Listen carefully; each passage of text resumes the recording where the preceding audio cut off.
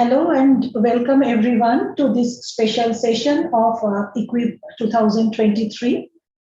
Today we are in Hema Ramachandran Hall, and let me take few minutes to talk about our colleague, Professor Hema Ramachandran. She was a renowned scientist and one of the founding members of the Light Matter Physics Department in Raman Research Institute in India.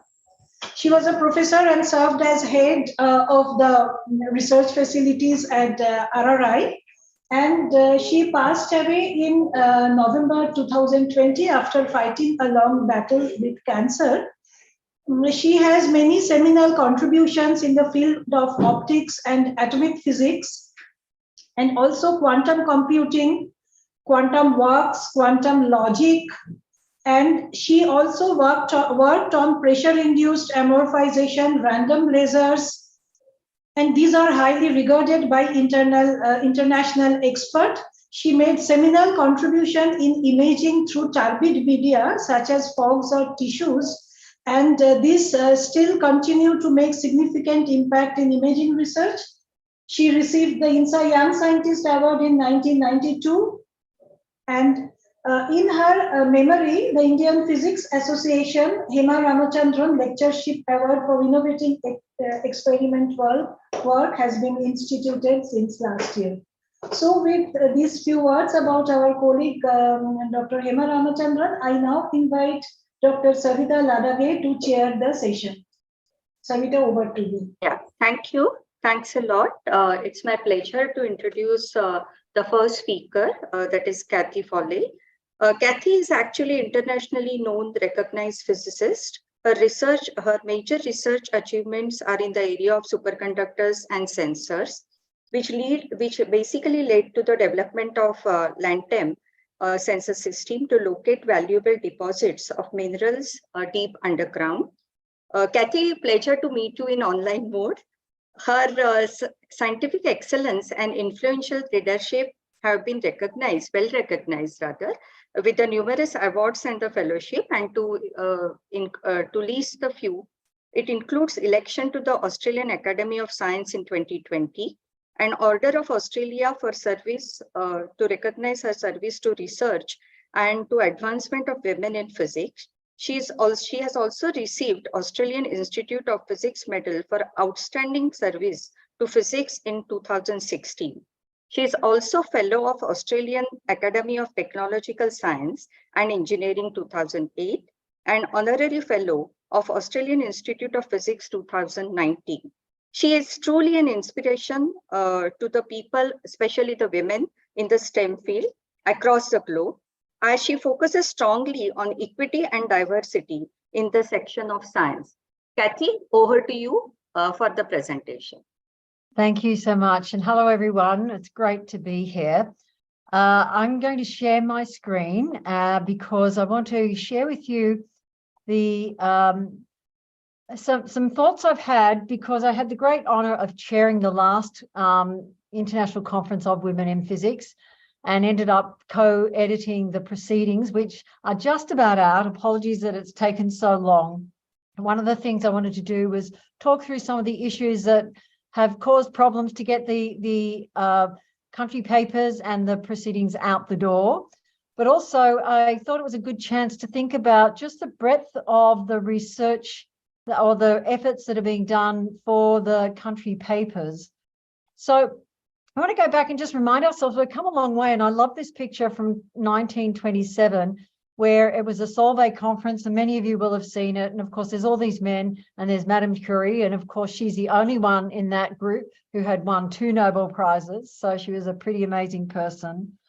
And then if I go back, I go forward to when I was at university in 1978, that's my 3rd year physics class, and there were 2 women, at least in that grouping. Go forward again to 2008, which is my team at CSIRO, where I worked for 36 years. And you can see we had there a number of women, but still nowhere near half the numbers.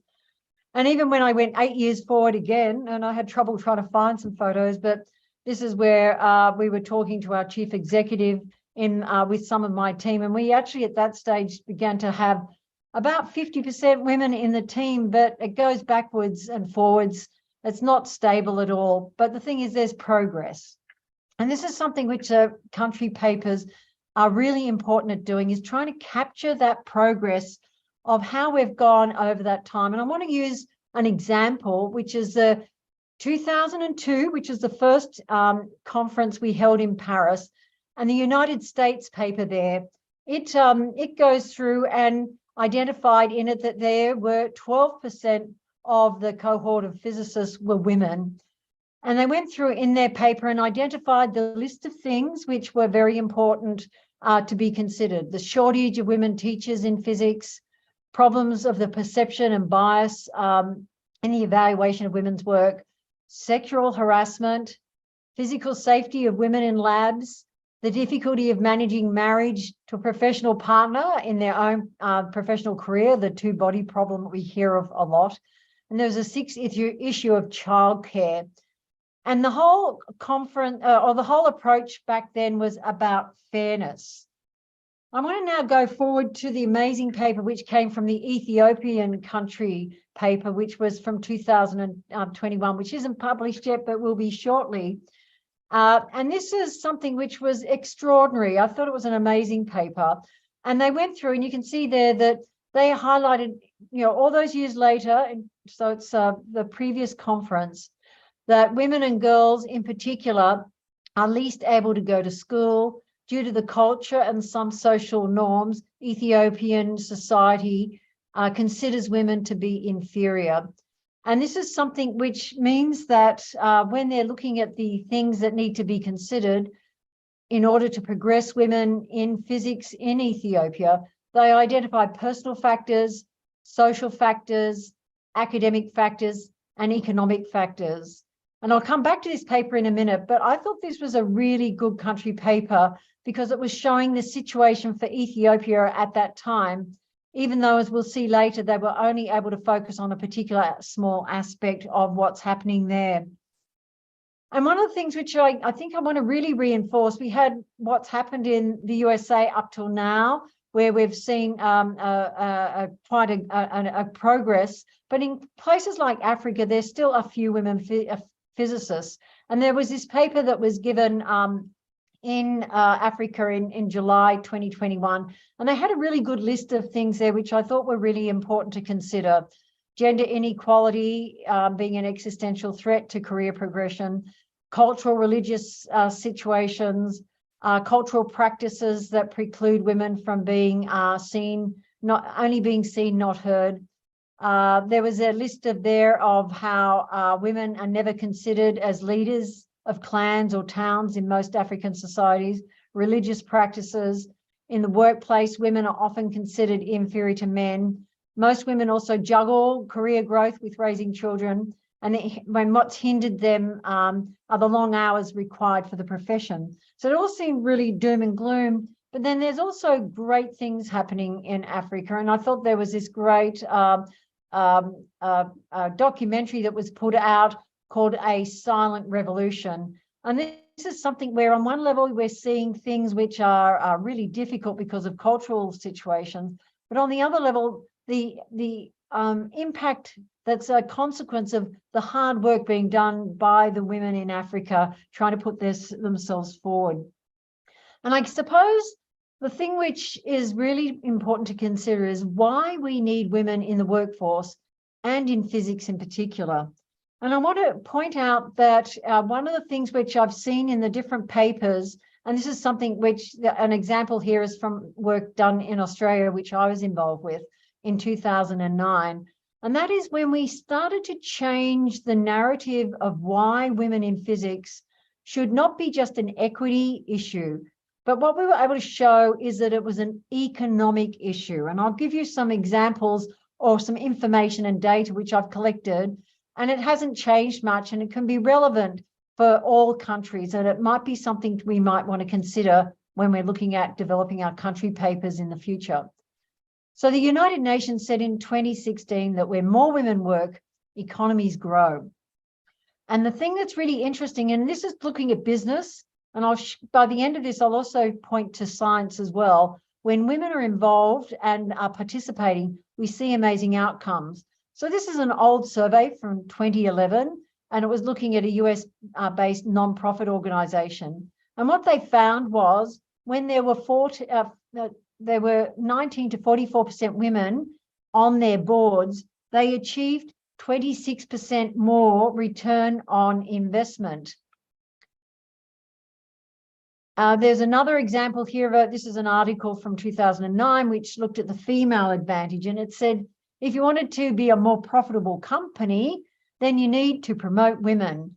Because when you put women in charge, actually you end up with better outcomes. Another paper which went through looking at gender diversity improves team performance. And what it showed was that teams with equal gender mix perform better than male-dominated or female-dominated teams when you're looking at sales, profits, earnings, and per share. So that sounds all well and good, but what does it mean though in economic sense? And so I gathered some information on benefits in my case for Australia, because this is the argument I was making as to why we need more women. But this also applies to any country.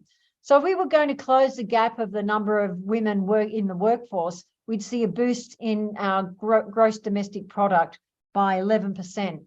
If we increase the participation of women working to the level of Canada, which is a country not too different to Australia, it would have grown our economy by $25 billion. If we increase the number of women in leadership positions, the economic boost of 20% would happen. And this has flow-on effects because it reduces pension costs, lifts household savings, and would, in the end, increase tax revenue for the country.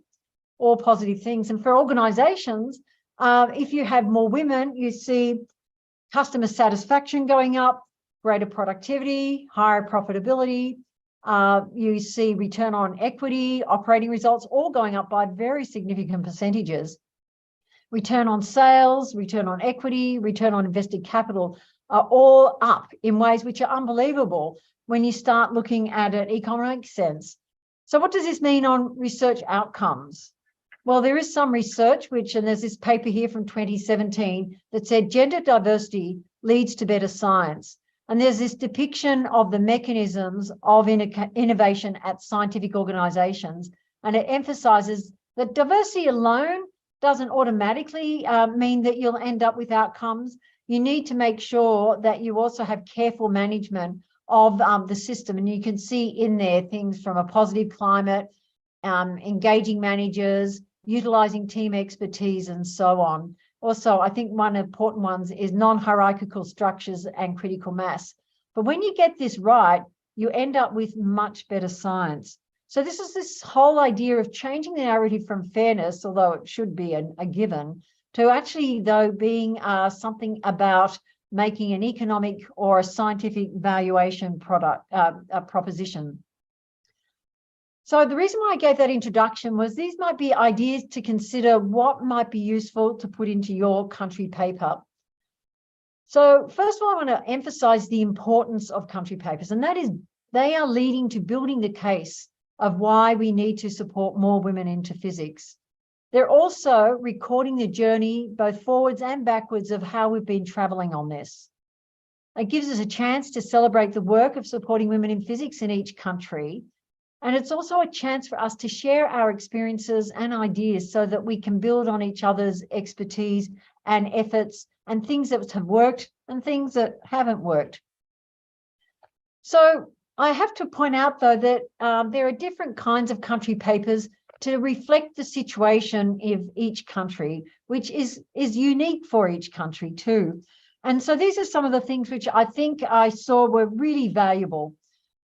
Some countries decided that celebrating individuals was a really important thing, to really point to women who've come in and made a difference in their country. They're focused on a single event or situation that they wanted to highlight. There was examples of promoting and putting forward a national program such as Athena Swan in the UK or SAGE, which is used in Australia. Sometimes surveys were undertaken and they presented the survey results. Other cases, there were status reports, which is giving an idea of what the situation is and how that's progressed over time. and given a statistical update to show the progress. But what we do know is that each country paper needs to provide at the beginning a bit of a context for your country. What's the cultural, political, and general situation? That can just be the first paragraph. If you're providing statistics, it's useful if you're able to show how things have changed over time. What are the trends that we're seeing? And if you're not able to provide a whole of country report due to the situation of your country, use the country report to provide a case study. And the Ethiopian paper, which I'll show again in a moment, is a good example of that. Ideally, it's best to have governments collect data, and it's easy to say when there's a government that's willing and engaged. But there is ways of going about asking governments to collect the relevant data if you're able to give this idea of this is a productivity or an economic reason for doing that. And if reporting on an event, you can provide a review of the impact of that event. Did it increase numbers? Did it make a change or not? And then the final thing is just finishing off with the plans for the future. Where do you want to go to next?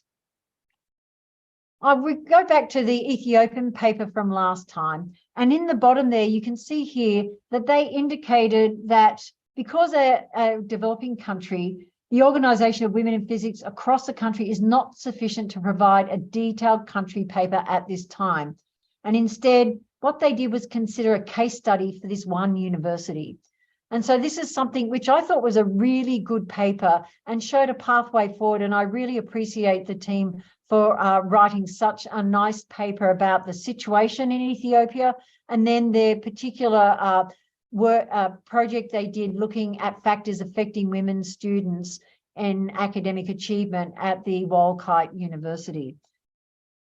Another example, though, of a country paper is a German paper, which will be published with the proceedings from the last conference.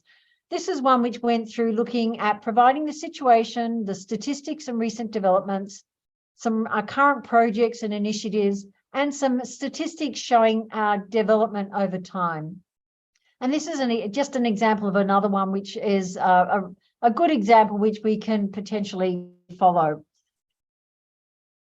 I want to now move to the idea of what's needed for the technical issues in preparing your paper.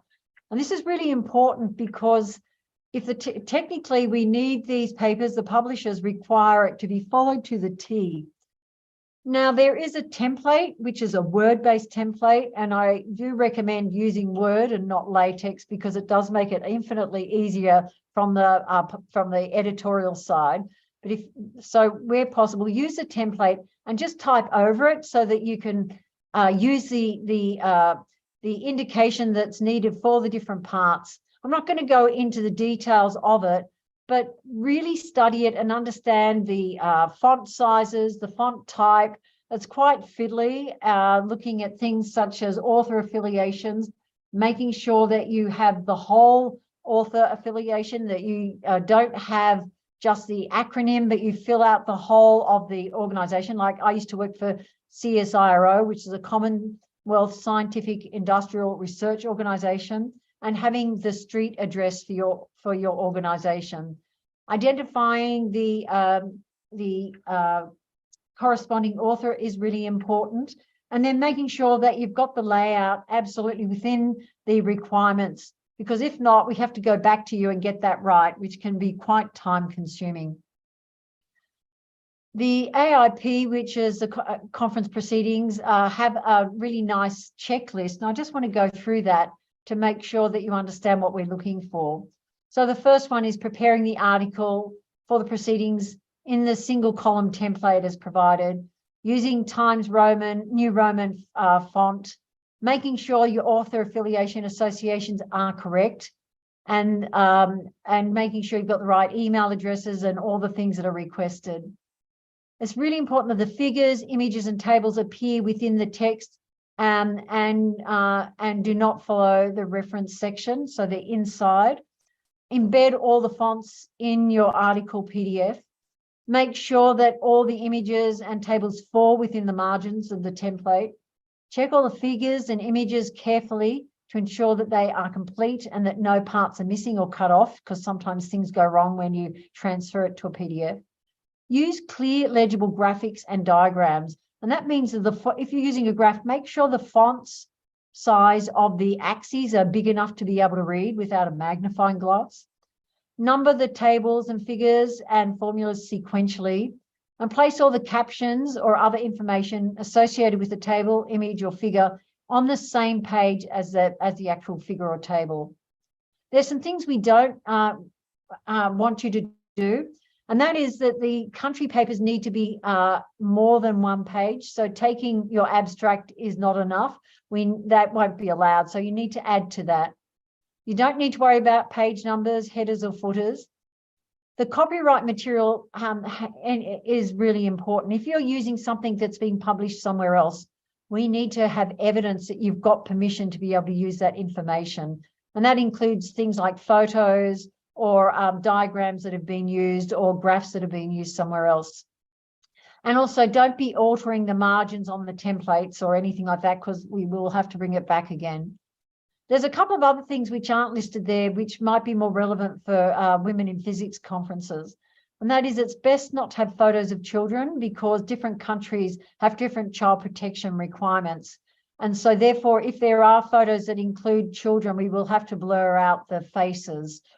All photos of people need to have written permission of the people to have their photos being used. And so if they're using a whole lot of people in the photo, again, we might end up having to blur out the faces if we don't have permission for every single person in that photo. Copyright forms actually have to be personally signed and then scanned. You can't use e-signatures, which is a bit of a pest. Now, one of the things I recognize is that many and most of you, English is not your language you speak at home. I'm actually in awe of anyone who's able to write a publication in English, because it's something which I could not do in another language. But one of the things I want to point out is that there are many online AI-based editors or support systems. We're going to hear from the Institute of Physics from the UK, their publishing house. They actually have support mechanisms there to help people write papers.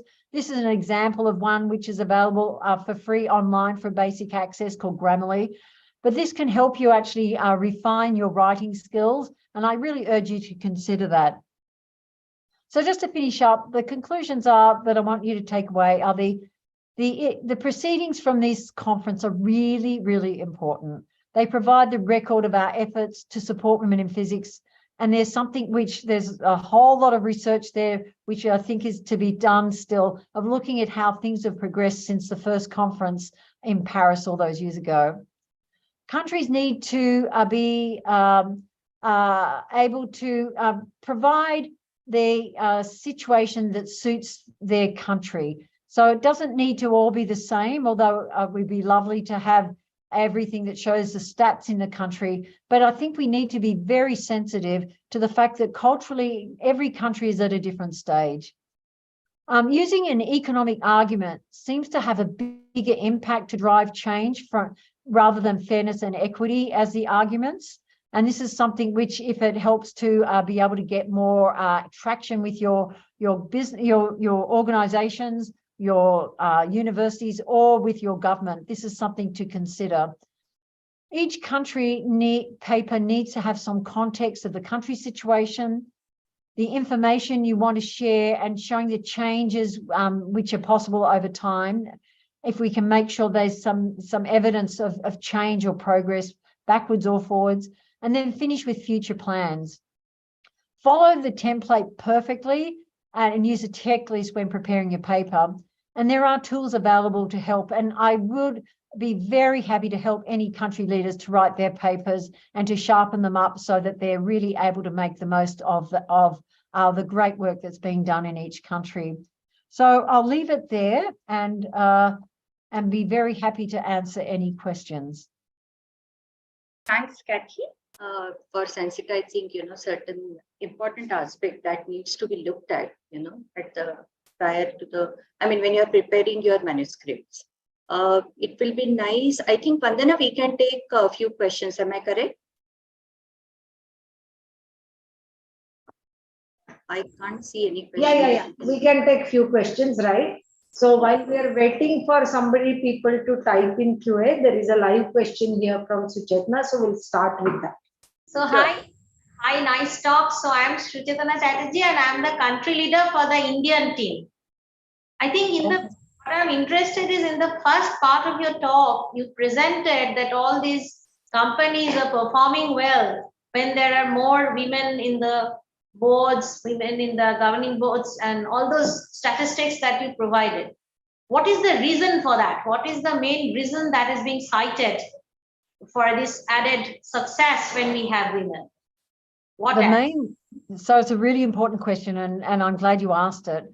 What you find is that women bring diversity of thinking, and they're able to put in a different perspective so that decisions that are made are better. One of the things that's a problem is when you have all women or all men, you have a bit of group think happening, and so therefore you're not necessarily getting the critical thinking to say, is this the best pathway forward? Are there different ideas? So that creativity, that idea of being able to come up with new ways of solving problems, pushing your business forward or your research forward is well, the evidence is very clear. In fact, in Australia, there's been a real move, and this is in many countries, to insist that you have to have women on boards of companies in order to make the companies more successful. But the other is, in Australia, one of the things we're really recognising is that if we want to have excellent research and outcomes from our research to be able to solve the great challenges that are addressing us, from climate change to seeing how we can deliver on quantum computing or quantum systems, through to being able to develop new technologies or solutions to health, what we've found is that having gender diversity actually does really lead to better outcomes. And when you have better outcomes, that leads to situations where the research can have a bigger impact, be translated to use, be done faster, and end up with everybody being in a better place. So by using that argument of saying this will lead to better outcomes, as opposed to, well, it's a fairness thing, suddenly I got breakthrough. And I'll give you an example. It's not exactly the same, but it's something which is really interesting. In Australia, the previous government really struggled to try and have a position that was addressing climate change. And it was a real problem that, climate change is a major issue, but the government of the day was not able to really find the support within the ranks to be able to break through. And that was because it was seen as a belief system, or a something you should do because of it's the right thing to do. And when we changed the argument to say, well, actually, economically, if we don't deal with climate change, it will ruin economies.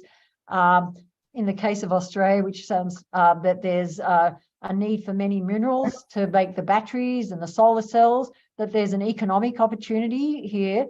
Suddenly, then Australian politicians saw this as a different way of thinking about things, and it went away from being something which was a belief system to an economic or a fairness or a right thing to do, because everyone has different ideas about what's right, what's fair, what's equitable.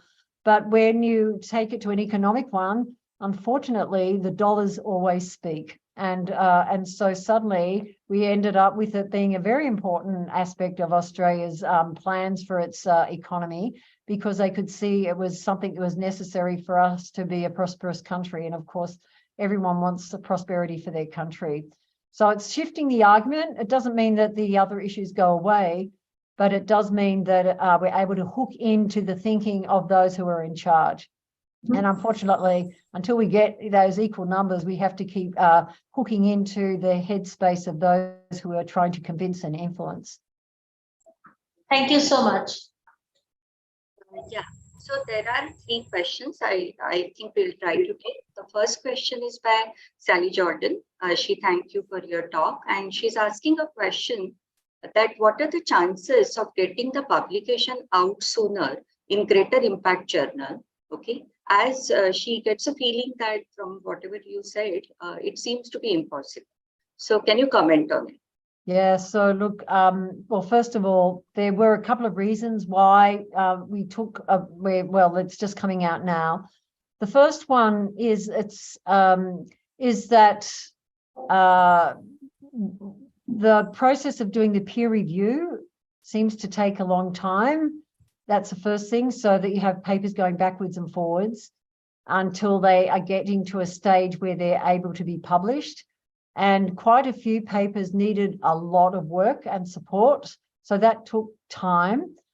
The second was that we did have a health issue for the person who is helping us to prepare the publication, and that's something which, because everything's sort of done on a shoestring, it meant, and we were also not using an online system, that it took some time to just go through that process. So there was a delay because of a health issue. And then the final thing is getting each paper absolutely perfectly set up, and all the papers in place, all the copyright approvals, and also dealing with things where people had photos of individuals. So we had to make sure we got those bits of information together.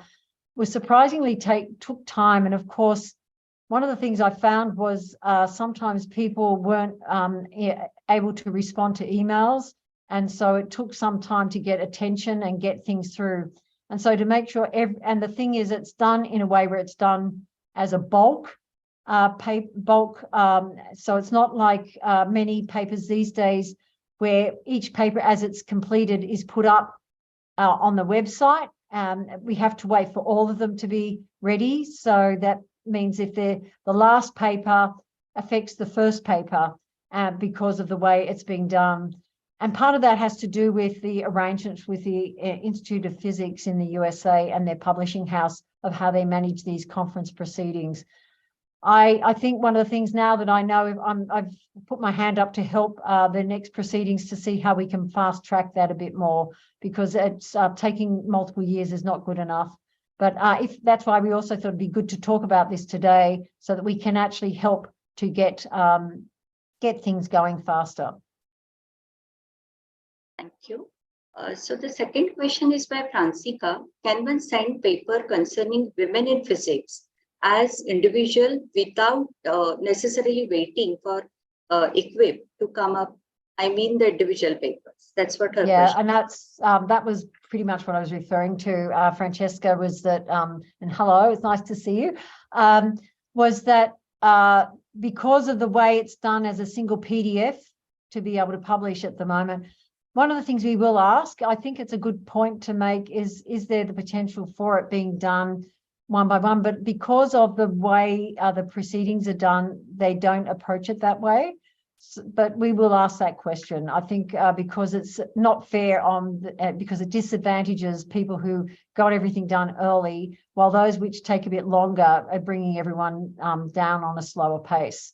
So let's take that on board and discuss that with knowing that that's important.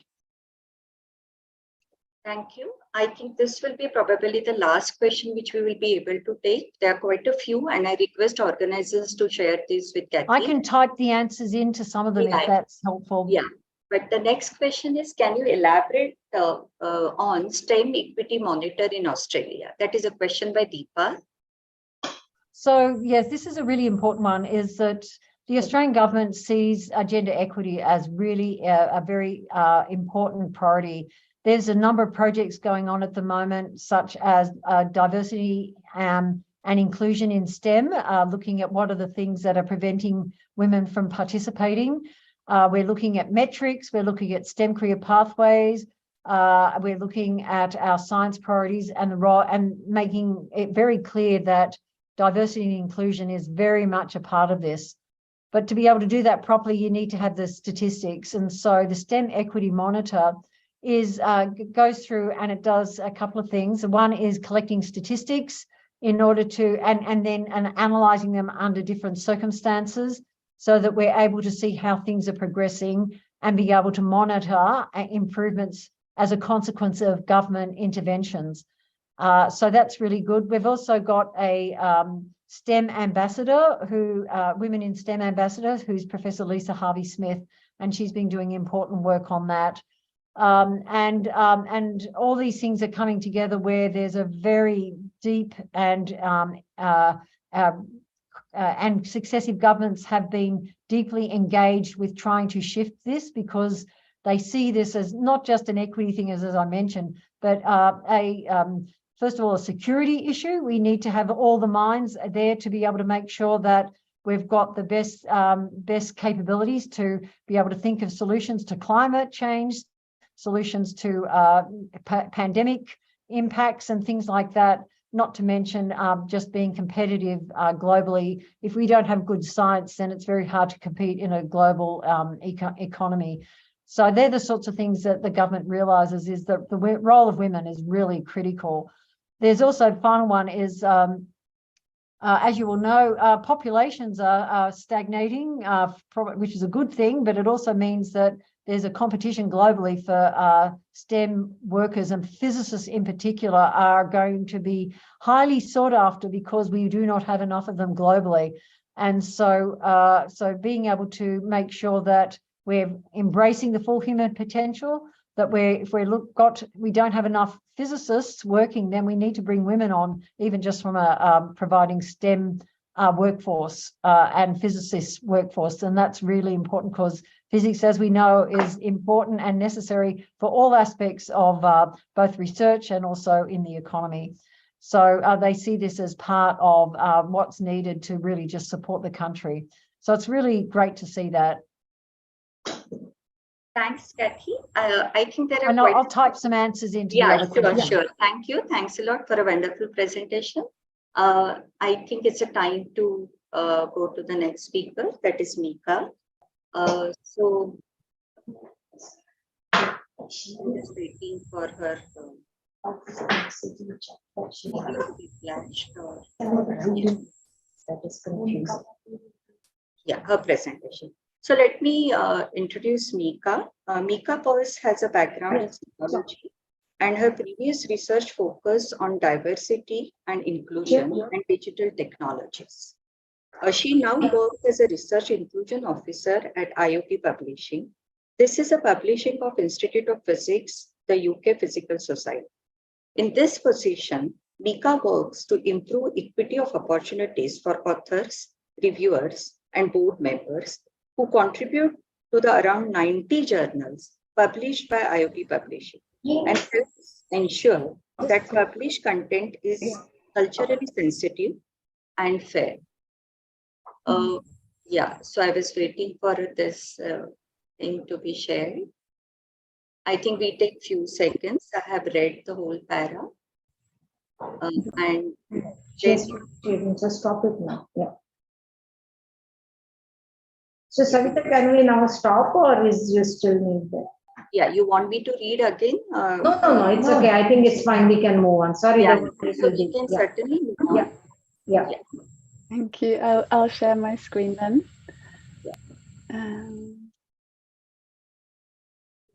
There you go.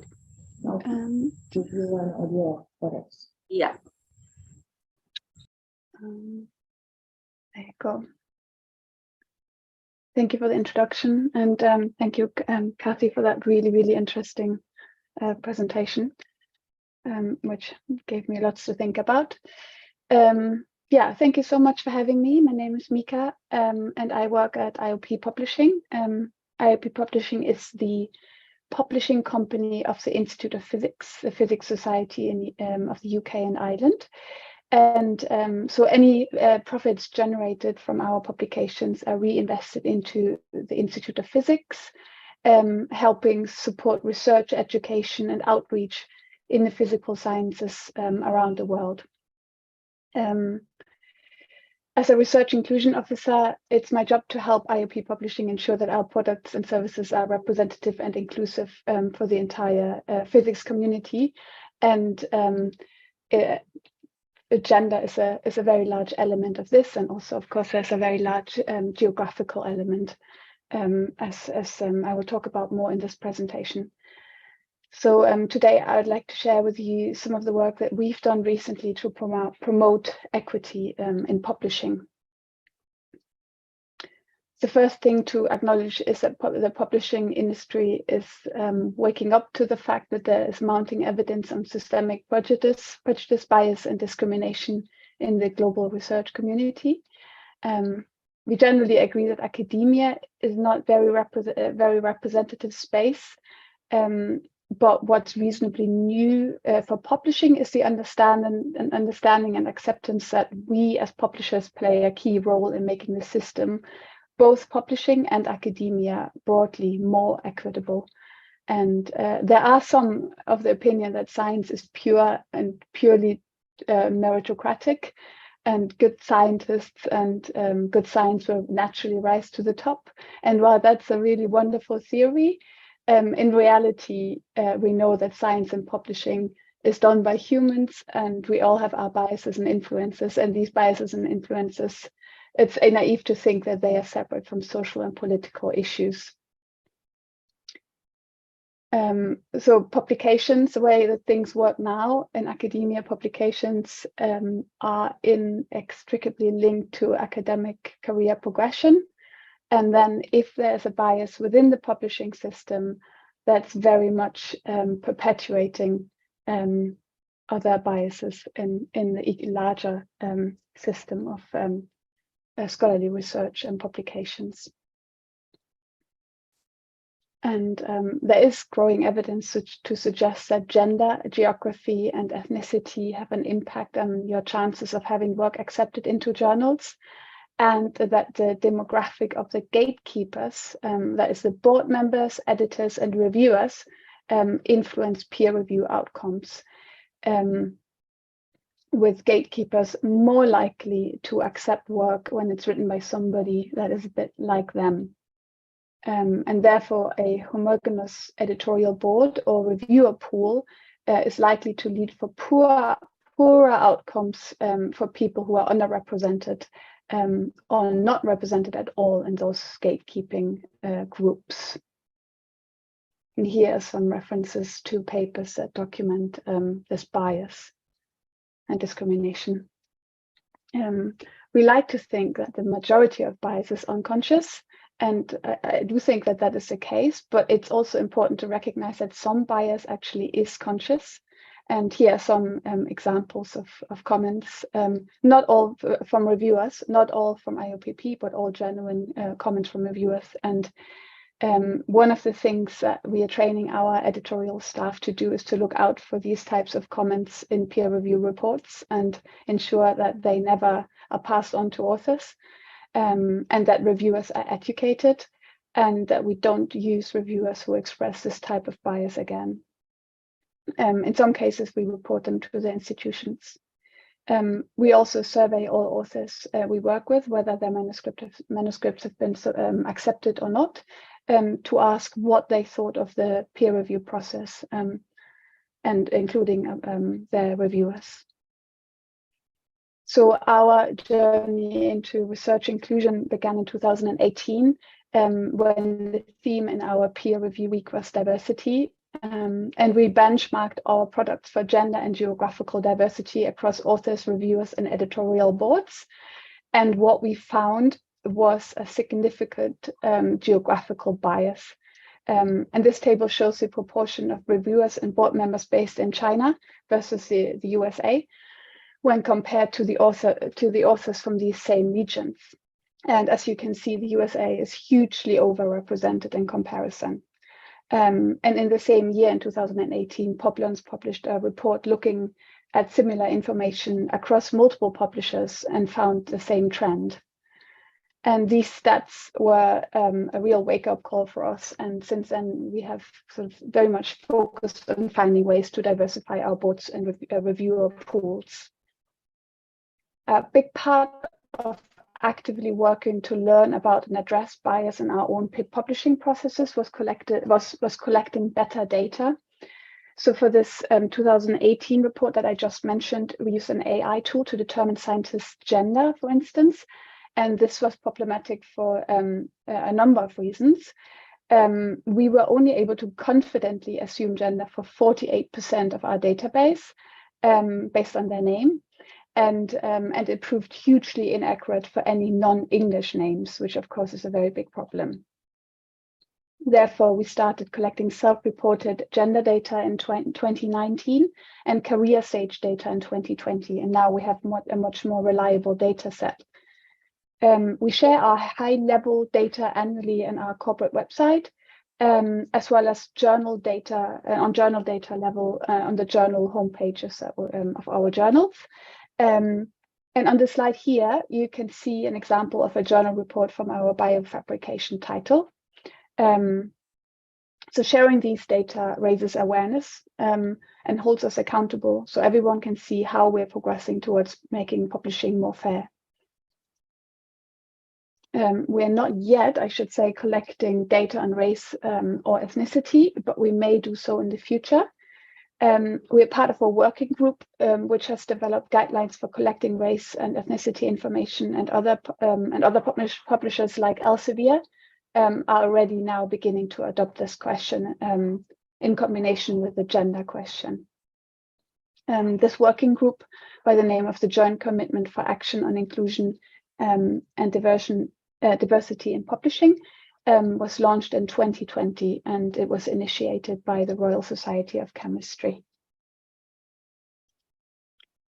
I'd like to tell you about our probably most wide-reaching diversity and inclusion initiative to date, which is the rollout of our double anonymous peer review across all journals in 2021.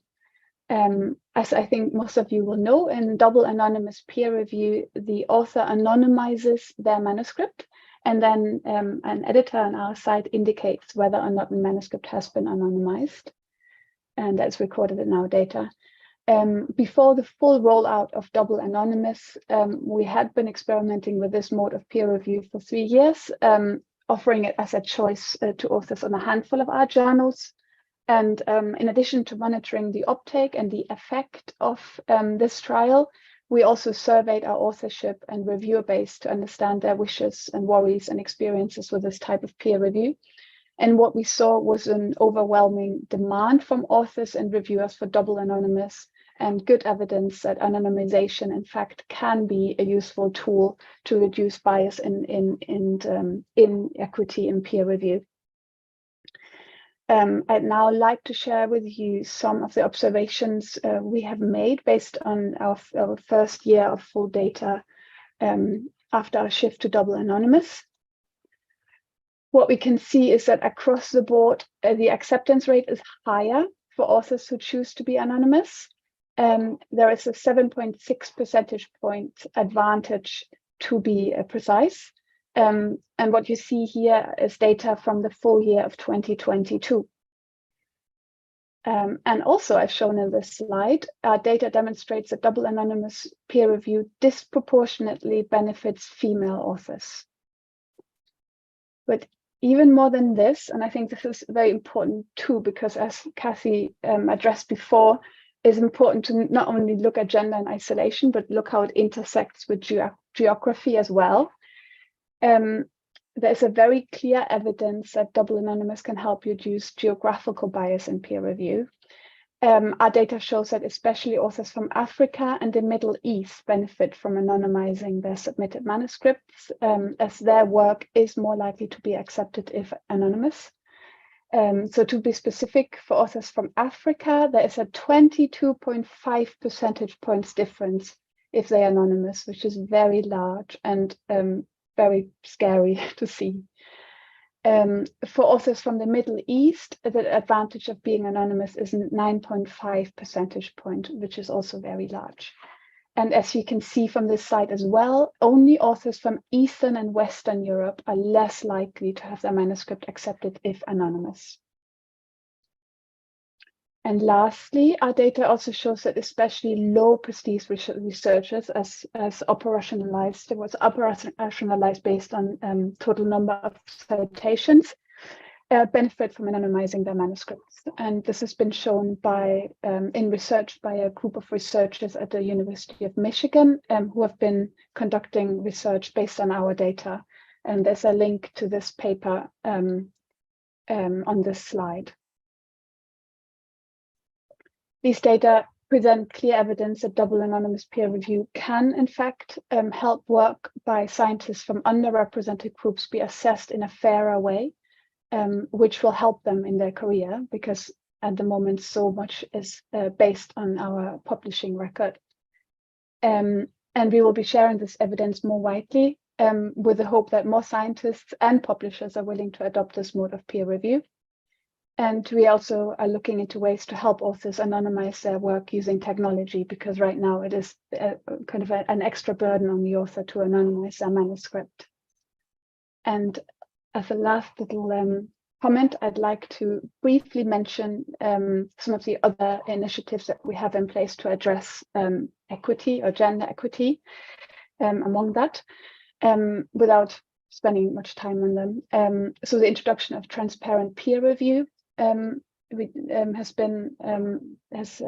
seen very positive uptake of that, and transparent peer review increases accountability and allows reviewers to be recognized more for the work that they do.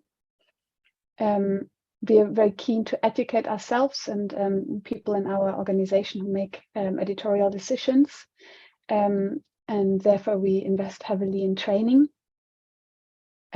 We are active in coalitions and industry groups that work to make industry-wide improvements to make publishing more fair.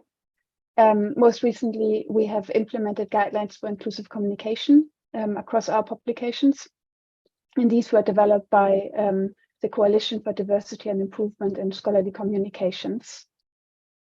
On two of our journals, we currently trial sex and gender equity in research guidelines. These are also referred to as SAGE guidelines, which require assessment and reporting of sex and gender information is considered in study design, data analysis results, and the interpretation of findings. And lastly, I would like to mention our name change policy, which gives all authors the right to change their name on previously published work for any reason, be it gender identity, marriage, divorce, or religious conversion. And this especially benefits women because well, it is often women and transgender people who need to change their name. Thank you very much. Let me go to the next slide. Thank you very much today, and questions here or via email. And also I've included in this slide a link to a website that details some of the initiatives that I've mentioned to you today. Thanks, Meeta. We perhaps may have to wait for question answers to be typed in the question answer thing. Yeah. Just wait for a few seconds. Yeah. Yeah. So let us wait and.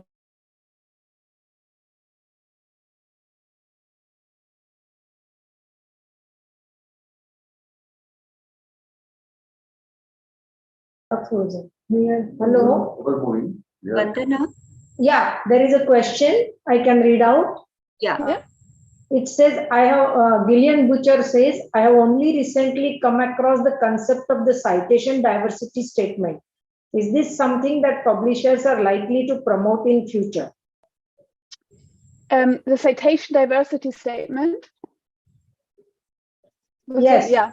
Yes. So yes, that is, there have been, so diversity, so Elsevier has been a sort of a front runner when it comes to diversity statements. And a part of that has also been citation diversity, but it's not been specifically focused on citation diversity. But I can see there it is something that is being addressed by multiple scientific publishers that I am in touch with, and we are very much considering it too. Also, we are some of the journals that we publish are owned by us, but we also have around 40 journals that we publish on behalf of other organizations, many of which are societies. And some of the societies that we work with are very keen on trialing citation diversity statements. So it is definitely something that I see an interest for sort of in the publishing industry at the moment, and that we are also interested in looking at. We are also interested in looking at helicopter research and statements about that. other types of diversity too. Okay, thank you. There is a, Sarita, can I go to next question? Yeah, so I think you are reading the question, but you can read, Vandana. Yeah. So there's a question by Claudia Montanari. The DA results are quite interesting, not only for gender inequity, also for race and country inequity. Thank you. What do you think about using the full name instead of initials to make gender visible, not for the peer review, for researcher who read the publication? Where is this question asked? Is it asked in the chat? Yeah, it's in the QA box. It's in the QA box. There are quite a few, and Kathy is still busy answering. That's where I was choosing reading out. Yeah, I know that's third I from the see bottom. now. Yeah, it's third from the Okay. bottom. Yeah.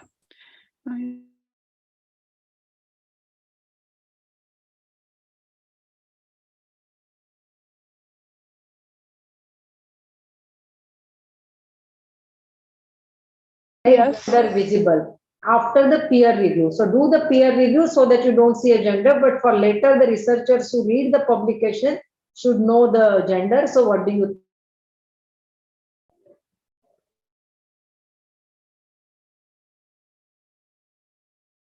We can look at double anonymous in terms of geography and in terms of gender, but we can't really look at it in terms of race and ethnicity.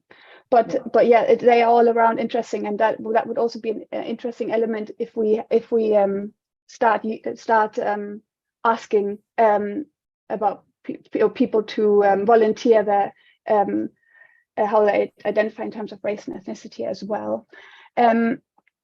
I'm not quite sure about what is meant by using full name instead of initials. Maybe someone can help me understand that. I mean, instead of writing the name, like for example, I could write it as Vandana Nanal instead of writing V Nanal. Ah, right. So sometimes if you write Vandana, it will be clear that it's a girl's name, at least to that region. In that sense, that's what I think. Yes. Yeah. Yes.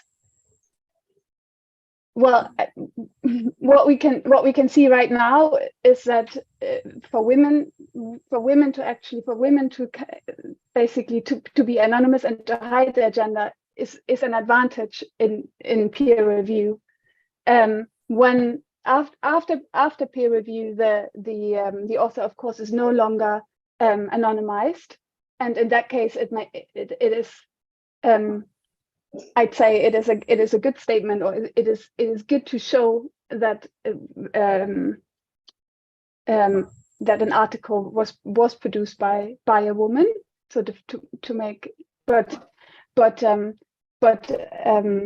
during the peer review process, unfortunately, the way that peer review bias works right now is it is an advantage to not disclose your gender. Okay, I think that's about all. There's one last question from Francisca that needs explanation is about the anonymous publication. The anonymous publication. What does, I wonder what that means. That's short. I think it's What is unclear? Or what can I provide? What is unclear about it? Okay, I don't know whether okay, Francisca wants to talk, so let me see if we can quickly take that. Yeah, I'll allow her to talk. Yes. Francisca, you can unmute. Yeah. Thank you for giving me the opportunity. She has already explained what the anonymous publication is, and that I have taken. Oh, okay. All right. Okay. He has already explained that so that okay. the peer reviewers will not know the gender. You have already given the explanation. Thank you. Thank you. Yeah. Okay. So I think we can close, Sarita. Yeah, thank you, Mika. And if there are any further questions, I think there's one. Oh, there was one more. I just saw one, like a short raised hand. Oh yeah, Francesca. Yeah, I think it's by Francisca who spoke just now. Right. Okay. Yeah. Okay. Okay. So, thank you. Thanks a lot. Thank you very much.